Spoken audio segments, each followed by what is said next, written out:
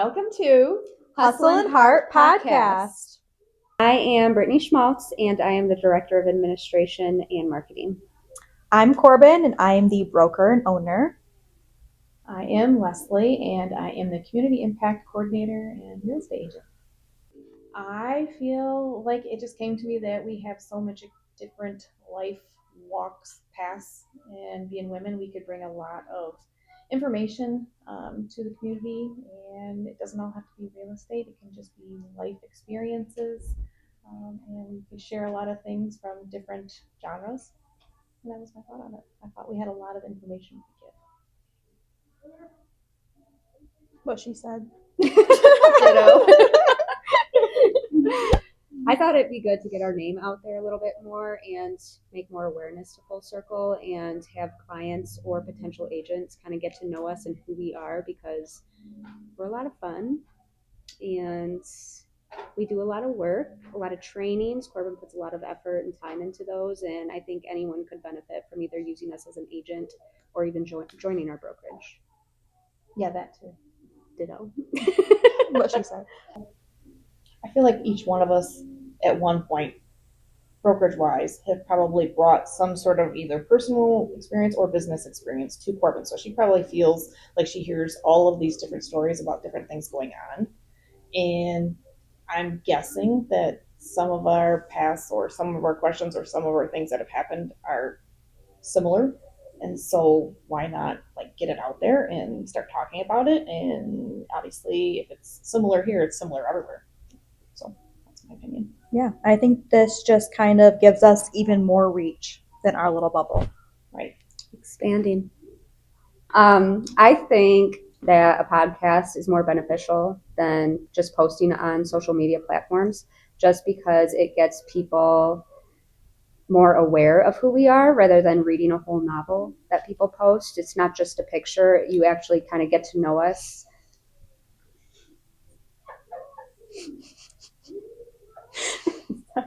We're going to need a bloopers thing. You actually get to know us and our personality, hear our voice, kind of put a voice to the face, and you just get to know someone a lot better, I feel like, over video, and it gets better views, more views. I feel like it's more conversational. Social media can be so scripted, and I know myself, I do better when you don't hand me a script and I can just talk off the cuff about things and just kind of roll with it. And with a couple of people, it just becomes a conversation. It's not so much scripted. So that's my opinion. Hey, Corey, I pawn my child off to you real quick.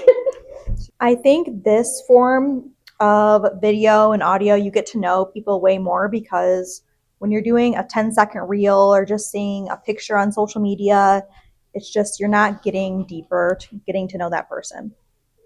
Okay. What's your big why, Leslie?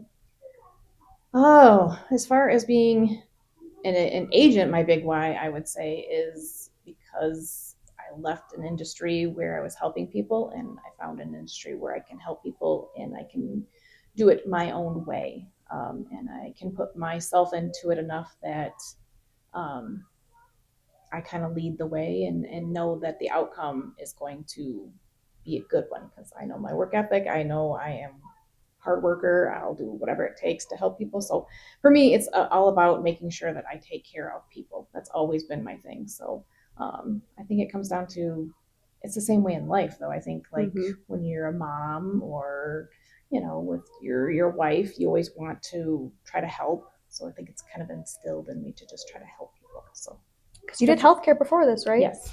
It's a good trait to have too. Mm-hmm. Yeah, and I think it kind of transposes into this just as easily. So yeah, I love that. Yeah. What's your big why, Britt? My family.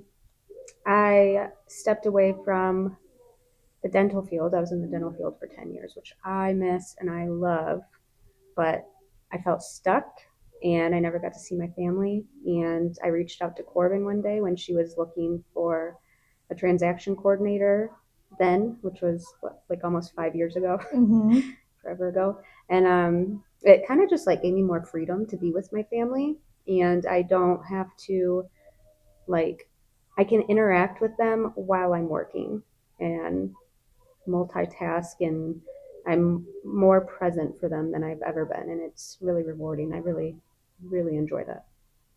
I envy that because as a mom who didn't get to do that for all of those years, and my kids are grown now, I'm 26 and 20, almost 21, I wish, that's my big wish, or what I would do differently is, not saying I didn't love being in healthcare. I just wish there would have been a way that I could have seen what I could do in this industry and done it and been able to be more present with my kids. Yeah, because then you and can attend all the stuff. Yeah, you can then teach them things and interact with them, play games, and just things that I feel like my parents were never around. Right. They had a 9 to 5, and I don't know, just Corbin took a chance on me. I had no experience whatsoever. I had to learn so much, and I'm still learning, but I just feel like it's just really nice to be able to have the flexibility in order. So thank you. You're welcome. Taking a chance on me. So what's your big why, Corbin? I mean, I think I would mirror kind of what both of you guys said. I'm actually kind of a good mix between what both of you said because I think helping people, I've always wanted to be in something where I could help people, which I used to always think I would be a social worker and help people that way. And I thought that was the main way to be able to help people. But then I realized that I don't think my heart could take doing that career. So doing this has allowed me to help clients first, and then it went into being able to help agents, which is just as rewarding. And then, like Brittany said too, like the flexibility of having young kids, being able to actually be there, being able to set your own schedule because it just makes your life 100% different with kids and being able to work around that. Do you notice yourself happier because you have that flexibility? Yes, definitely. Like a whole, like it's totally like 180 mood change. Yes. It's great. It's a good feeling. It is. It's different though too because I have found that in my previous career, I punched in and I punched out. Mm-hmm. Where the learning curve with this career, I believe, is that you don't ever, I don't anyways, I don't really punch out. Like I take it with me when I'm on vacation. So it was a learning curve for my family because I would have to step away real quick. I gotta take this call real quick. We're in the middle of something. I gotta take it. So there's a lot of flexibility to it, but you also have to learn that, you're kind of always, you're always on the clock a little bit. I mean, I have recently made a few more boundaries where like 9-10 o'clock at night, I'm like, okay, that's my cutoff. But not to say I didn't take text last night at 10:30 at night. So Ooh, I was sleeping by then. yeah. Me too. So I mean, you kind of run with it. But there's been many a times that we're on vacation. I remember getting phone calls. We were getting ready to zip line, and I was getting a phone call, and I'm like, She's on the zip hold line. Like, I wanted to, but they wouldn't let you take your phone on it. But it was like, next, I'm gonna step back to. I gotta take this call real quick. She's like, hey, can I call you back? I'm on a zip line right now in the middle of the woods. There's been plenty of times I'm like, I'm gonna lose you. I'm hiking in the Smoky Mountains right now. Hold on, I'll call you back. Yeah, I mean, it's just one of those things. So there's a lot of flexibility to it, but there also is, there's really no. You're not ever just like off. I made a deal on Christmas Day. You know what I mean? It's just one of those things. You gotta go. Submitted. Yeah, exactly. It's like a give and take because, like, you're right. I'm on call all the time. So even if I'm physically present there with my kids, like, I'm trying to be more aware of, am I actually present? Though my body's here, but is my mind actually here? Yes. That's hard. That's real hard. That is the struggle. Yeah. So I can say a major shift in my life, and it is actually one of the topics I want to eventually get into, is that second chapter. And you guys aren't there yet, but you will be someday. And it's a hard chapter to learn, going from being the full-time mom all the time. You're doing everything you can for your kids. And I was like the PTO president. I was, always gave everything to my kids, and then they grew up. And it was just like, Now what? What do I do now? You know what I mean? And all of your friends were wrapped around, like all my friends were wrapped around the PTO. All my friends were wrapped around my kids' motocross and things like that. And that all changed. So it's just like, oh, wait. And we're not so much empty nesters yet, but we're right there. We're borderline. My daughter's not there as much. She's got a boyfriend and she works full time. She goes to college full time. So it is a lot of downtime with just me and my husband. We had to relearn to be me and him and not mom and dad again. So That was a Ooh. major life shift for us, and it was a struggle. I'll be honest. It was hard. It was actually tumultuous there for a little while, but we had to learn. We had to learn who we were prior to our 20s. Who were we then, and kind of come back to it and be a little bit more refined version of it. I feel like you guys are closer than ever from an outsider's perspective. Yeah. Not saying it's perfect. I know. But- There's never. I don't think anybody's relationships are perfect because that's just setting up a bad expectation, to be honest. But we are closer now than we were ever during. I hate to say that, but when we were parenting, you were just you were too focused on your kids and too focused on work and their school and making sure they were staying and growing up to be good little humans. It's hard to balance all that. It is. So now we just get to concentrate on each other, and it's been fun to learn how to do that, but it's been a learning curve to try to manage it. So, but I think we're definitely closer now. So you guys, will eventually see that. It's just a big change, big flop. So yeah. Which major shift for you in your life? I don't know. I struggled just leaving the house. I just felt I just was existing for the sake of my kids. I had no purpose in life and put myself back into therapy, and they started messing around with medications, and some made it worse and some worked. I finally found the one, because after I had Sammy, the postpartum depression was like horrible, even worse. Like I would not wish that upon anyone. I'm like, I don't know what kind of state of mind I'm in, but Justin's like, you need to go. Let's take you to the doctor and see what we can do, because I want my Brittany back. And I'm like, okay. So we did that, and things are great now. She's almost 2, and I just feel like my life took a positive turn almost 7 years ago, and things have just been going up from there. Good. Yeah. Good. I love it.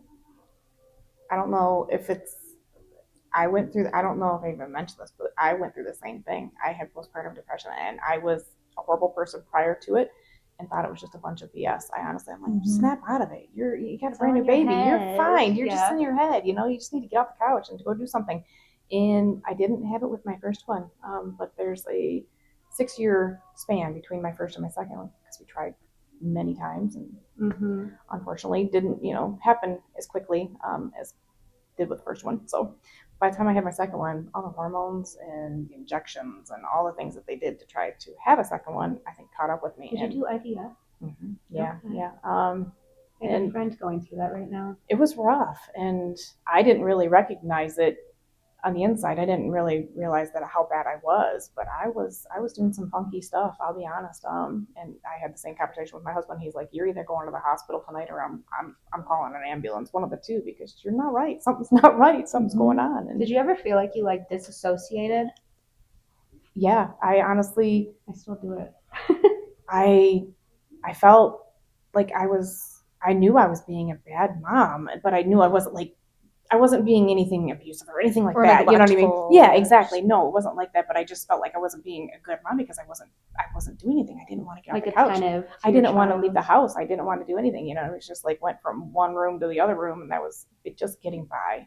And so, yeah, it was bad. I was so thankful to finally get the same thing, go through medications and changes and all that. But yeah, that alone is a challenge itself. Yeah, because you think, okay, I've been on it for a week, I should feel better, but you don't. It takes a long time. And even being at that time, I was in healthcare. I thought, this should be way quicker than this. Yeah. They should have a miracle pill, right? And they didn't.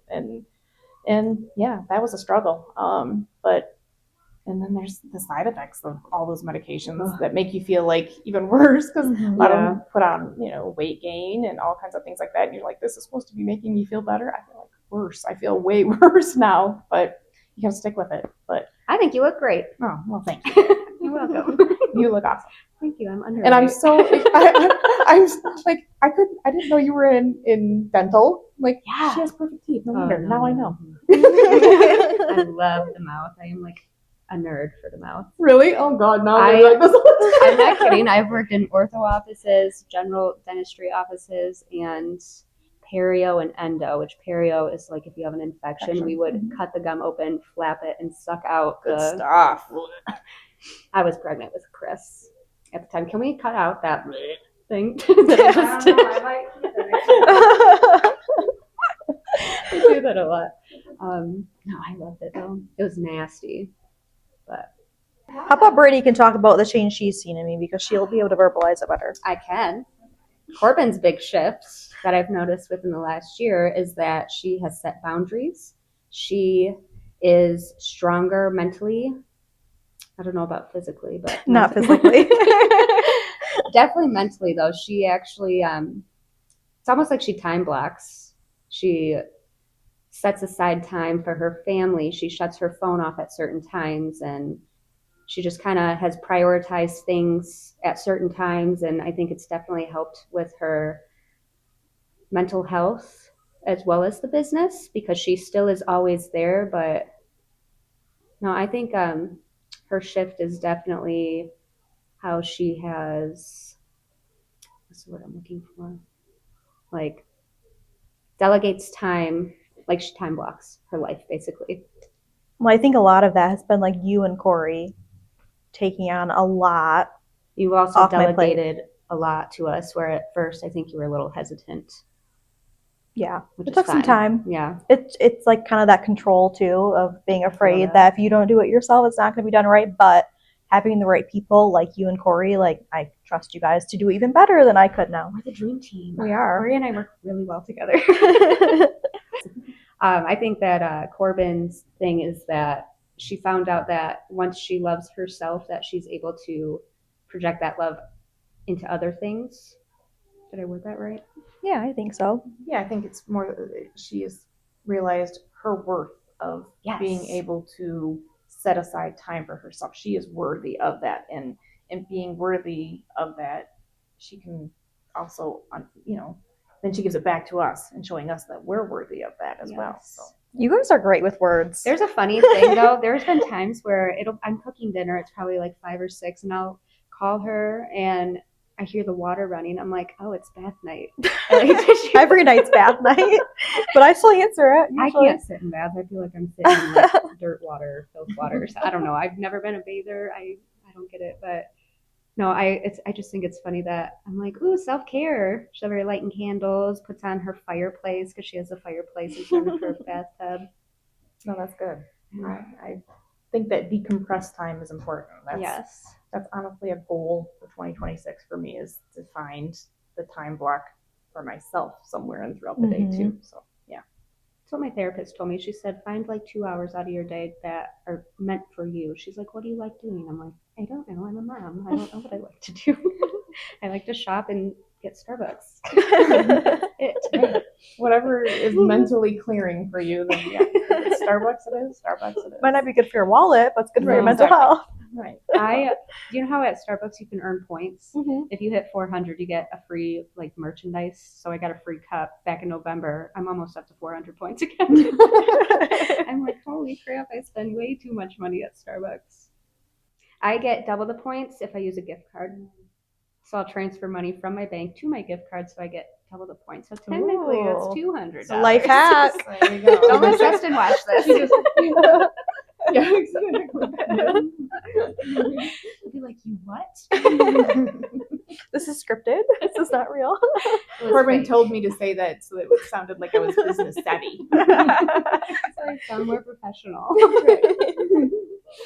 So we talked a little bit about life shifts for ourselves, but at the end of the day, we are all in an industry of real estate, and we see people when they have life shifts, like when they're buying houses or their family's expanding, they're growing a family, or they're sizing down because maybe their families moved on, like we talked about with me, empty nesting. Some of the things I know for me that I've come across, I've had families where they're going through a divorce, and you're trying to walk a fine line with trying to help them with selling their house, but they have memories in this home. They've built a life in this home. I had a seller who passed away a couple days before the closing. It was really rough, and it was a lifetime friend from high school. And I remember the gentleman, you know, from when I was growing up in my teens, having our float building parties and homecoming parties and things like that at his house. And now I was selling his house, and he passed away a couple days just before we were exchanging keys. So, you know, it's one of those things that this podcast is going to be about, you know, real estate, but also real life experiences that are going on in different, you know, eras that people are in their lives. And I think that it'll be good for us to talk about all kinds of subjects, because at the end of the day, we really just want to help out the community and things like that, and get into some subjects that are some real life things going on, because we are real life people too. We're not just real estate agents. We're not just trying to sell and buy houses for people. There's other things going on that I think we can bring to people and help. That's how I feel about things. I agree. Ditto. That's so cheap. You said it perfectly. Like, no, we can't follow that. No, I'm not going You to. covered it all. So I know we have lots of things that we've kind of put in our brains and been brainstorming about different ideas that we want to bring to our podcast, different titles. What are some of the things that you've been thinking about doing, Brittany? Please hold it. I gotta find it on my phone. She has a lot of ideas of things she wants to talk about. I think I shared it with you guys. I don't want to like strictly talk about just real estate. I know you want to touch on this too, mental health, because that's a big thing. No one talks about it ever, and it's like you're shunned if you do. I talk about my feelings a lot. I'm an open book. Sometimes I spill too much, which like a lot. I spill way too much. You want to know what's in my bank account? I'll tell you. I don't know why I'm this way. I just years of therapy, and she told me it's okay to talk about things. So apparently that's free range for me to talk about whatever. I hear you. There's no secrets with me. They think Corbin's mysterious, and me. It's my Scorpio rising. I don't know what my rising thing is. Opposite of Scorpio, probably. I'm a Leo, baby. I'm a Leo. I have no idea. I'm a Pisces, and I don't. You're a Pisces? I'm a Pisces. That's another thing I want to talk about, our zodiac signs, because I have no idea anything about it. We should read our birth charts for an episode. That'd be fun. That'd be enlightening for me, because like I find out your rising sun. She'll pull some tarot I cards. just need your birth location and birth time and obviously birth date. Columbia, Tennessee, 8/18/92. Do you want my soch? Yeah. Can you say it in the microphone? No, what was just whisper it. Okay? I think I was born at like 2:32 p.m., but in Tennessee. You're born in Tennessee. That's why I love Tennessee so much. But you're the only 10 I see. I'm a solid 7. I was born in Flint, Michigan. So there you go. I would have never guessed that. Yeah, I was born in Flint, Michigan. I think it was like 8 o'clock in the morning. It's been a long time. No, it hasn't. It's been almost 51 years. I was Lansing. Lansing? Lansing? Sparrow? I think so. I think so too. I feel it. We really went off topic there. But I agree. I agree with the mental health. We're going to talk a lot about mental health, because I think a lot of people look at all the success stories on social media and they don't see that we're real people and we deal with real problems as well. A good example, it could be mental health. Robert Downey Jr. went from being like in jail and whatever, and now he's like this huge star. It's like a phoenix in the ashes. I like that. We can do a Phoenix Ashes episode. Yes. Started from the bottom, now we're here. What else do you want to talk about? Family, the brokerage, how awesome it is, why you should join. You should zoom in on my face when I do that. Do you hear me?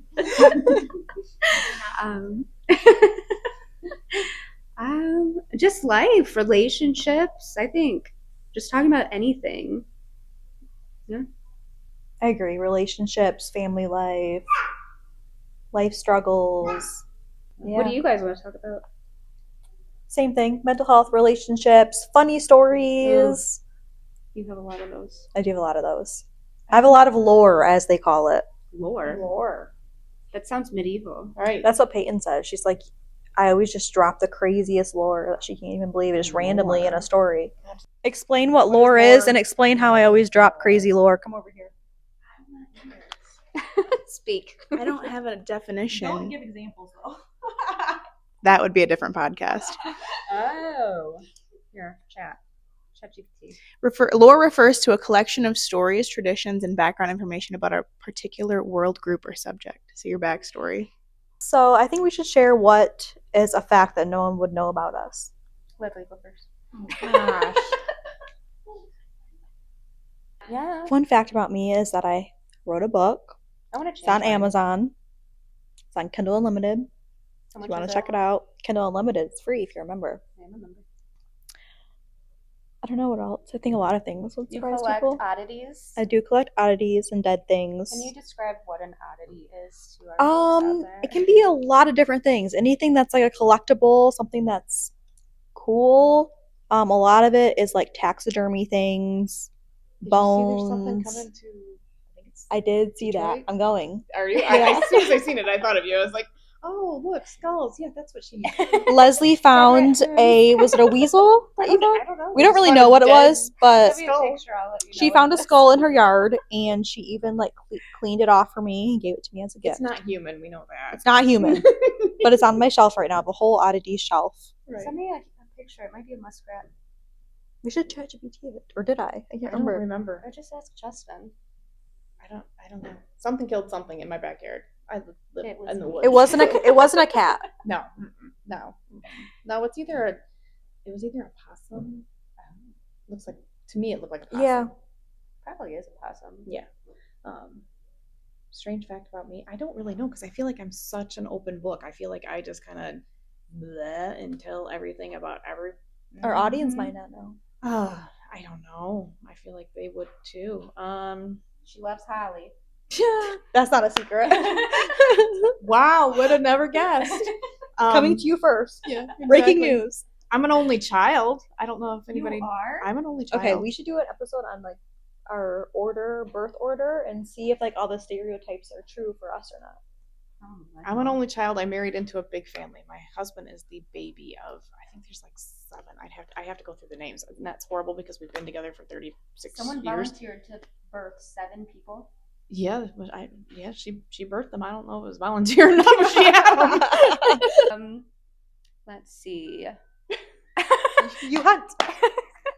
Okay, fun fact about me. My family and I are like huge hunters. Justin likes his ducks. I prefer the turkey. And my 5-year-old went out and had to outdo me this past year. And he was not in our turkey competition that we do because we have to like pay, I think it's like 50 or 75 bucks to be a part of it. And there's like almost 100 people in it. Top 10 get prizes. Okay, so 2 years ago when I got first place in the competition, my turkey was 28 pounds, which is huge. Yeah.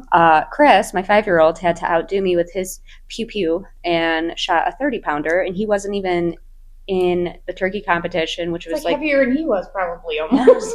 I'm like, this is so disappointing. Like, you would have gotten first place because I think first place was like 27, 26 pounds. He would have gotten first place as a 5-year-old. And I'm like, Wow. but Wow. we love hunting, and I do not buy meat at the store unless it's chicken, and it saves me a crap ton of money. Can I say crap? Yes. Yeah. Okay. At the end of the day, I think we have the same agenda, but I think our paths are going to be different of how we get to that final destination. I Because- prefer the long and treacherous path. and I prefer straight lines. I don't feel like, I don't know. I feel like I don't want to just come across as all I want to do is talk about real estate. Because, mortgages and interest rates are interesting. But They don't hold my attention. they don't. And I feel like that's all we hear about. So I want people to see there's a different side to us. And we are always going to be here for your real estate needs.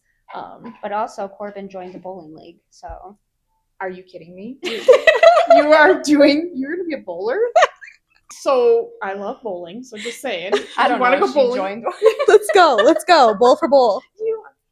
I What the heck was was all that? excited. I'm like, yes, full circle real Bowling estate league. bowling league. What? Where did you even think about that?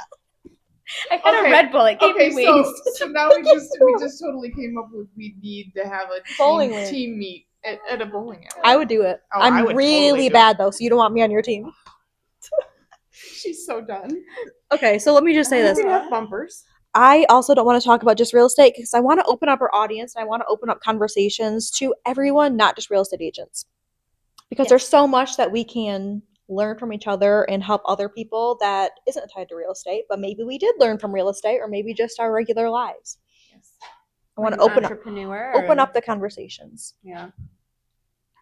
Yeah, I mean, I feel like there's maybe there's somebody on the edge of maybe thinking about looking into being a real estate agent, and they need that little extra insight to what our days are, but also that we are regular people and that we're not just, out here every 2 seconds handing out a business card and that's all we do, or that we're not just opening the door, the cliche door opener. I want it to be more about not so much like in the day of a real estate agent, but like in the lives of us as women. And I don't want to take away from the fact that we do have a couple of gentlemen in our brokerage, but we are a mostly women-based brokerage. And there's a whole different, I feel like, level to being a small business owner, a mom, a woman. I mean, you can get into the whole women and how we are cheerleaders for each other, but we're also our each own worst enemy. We can be the most vindictive people ever. These girls are mean. Oh, mean girl energy. That can be. There's so much of that, and how getting away from that. Which is really weird you say that, because us being like almost all women here, there's like never drama. Which is wild to me because I've worked with a lot of catty women. If you ever go in a dental field and work there, the healthcare field, Yeah. I'm just saying, is full of them. Everybody's got this crown mentality, like they're the most special person ever, and I really do believe that. Not to say that there's not hiccups. Not everybody's personalities are always going to gel. We know that, right? But for the most part, I think we really do have each other's backs and really do support each other. In an industry that I feel like is really, I've learned most recently that is really, really hard to be a woman, but also be a teammate and also be a friend and also be, but you also want to be number one, that kind of thing. It's a hard line or road to navigate. So I feel like that's another topic that I would like to talk about. hard line for me is Corbin being one of my really close friends. Like if I were to have a wedding, I was going to say if I get married, I am married. Never had a wedding. Going on 7 years this year. If I never had a wedding, but I feel like she would be one of like my bridesmaids. It's just like there's that line where it's like she is my friend, but she's also my boss, and I'm like, did I cross the line? Did I cross the line? I don't know if I'm crossing that line. I said, screw that line. I'm crossing it today. I said, This is me coming to you as a friend, not your employee. Yeah, it's very difficult. That's a difficult. I tread it a lot. I think I've never felt like that. Oh, I hope you would tell me. I would. I think you would too. Because we do have that friendship as well as we work together. Yeah. I'm technically your boss. I mean, I am your boss. You are. I mean, technically you are. Trying to get the squirrels to come on back. These are the conversations we're already having. We're just inviting all of you in. There you go. Do I need to redo it though? These are the conversations we're already having. We're just inviting you in. We will see you guys next week. Thanks for coming to our initial Hustle and Heart podcast. Thanks. Thank you.